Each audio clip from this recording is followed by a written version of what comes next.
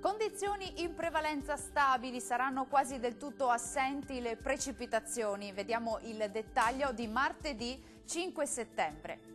Sul Veneto pressione in temporaneo aumento, giornata all'insegna di un cielo poco o parzialmente nuvoloso.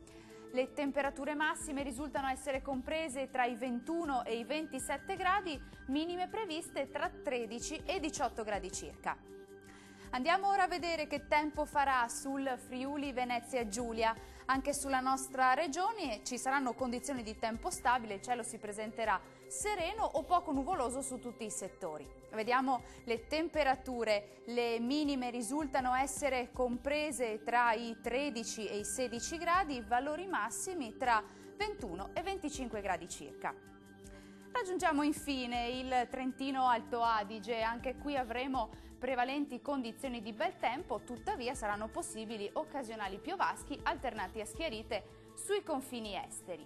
Temperature massime attese sui 27-28 gradi, valori notturni previsti intorno ai 16-17 gradi circa. Il mare sarà generalmente poco mosso, i venti deboli settentrionali. Dal meteo di Antenna 3 è tutto, arrivederci!